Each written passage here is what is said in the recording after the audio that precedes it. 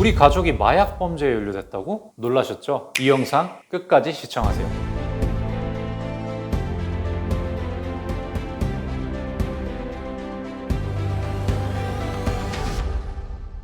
해마다 증가하고 있는 마약 범죄. 수사기관이 주기적으로 집중 단속을 하고 있지만 줄어들지 않고 있습니다. 그러다 보니까 가족이 마약에 연루되셨다고 변호사를 찾는 분들이 많아지셨습니다. 오늘은 내 가족이 마약 범죄에 연루되었을 때 어떻게 대처해야 하는지 알려드리도록 하겠습니다.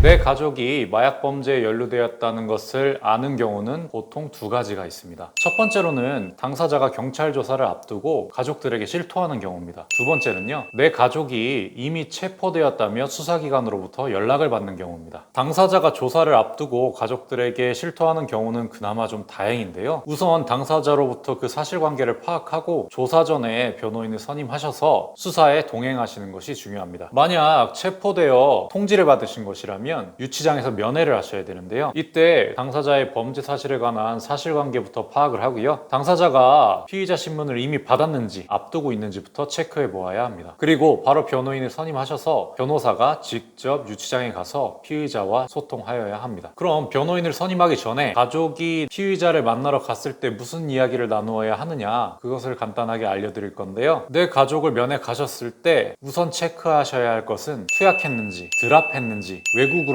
수입하였는지를 체크하셔야 됩니다. 참고로 드랍이라는 것은 마약을 구매한 사람들에게 배달하는 과정을 이야기한다는 것은 참고해 두시고요. 이러한 내용을 알고 계셔야 변호사 상담 시에 수월하게 진행될 수 있습니다.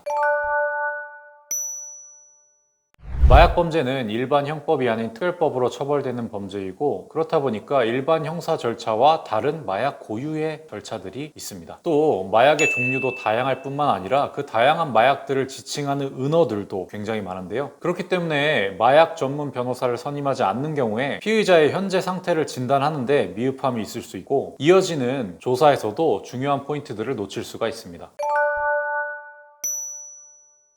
가족분들께서는 내 가족이 마약 범죄에 연루되었을 때 가능한 모든 지원을 해주고 싶으실 건데요. 가족들이 해주실 수 있는 지원은 여러 가지가 있겠지만 몇 가지를 말씀드리겠습니다. 첫 번째로는 빠르게 변호인을 선임하는 것. 두 번째, 피의자가 변호인에게 진실만을 말하게 하는 것. 세 번째, 피의자를 위한 탄원서를 모으는 것입니다. 이 내용들 중에서 변호인 선임과 탄원서에 관해서는 특별한 의문이 없으실 텐데요. 그런데 진실을 털어놓게 한다. 이게 무슨 의미일까요? 마약 전문 변호사들의 경험상 피의자들은 자신의 변호인에게도 진실을 털어놓지 않는 경우가 굉장히 많은데요. 심지어는 수사기관이 이미 증거를 다 확보해서 다툼의 여지가 없는 피의 사실에 대해서도 가족과 변호인에게 숨기는 경우가 있습니다. 어떤 때는 공범의 정체를 알고 계시면서도 숨겨주는 경우가 있으신데요. 이러한 것들은 피의자 본인에겐 도움이 전혀 되지 않기 때문에 가족들께서는 피의자와 처음 접견하실 때 변호인을 만나면 꼭 진실을 다 털어놓아라 라고 신신당부해 주셔야 됩니다.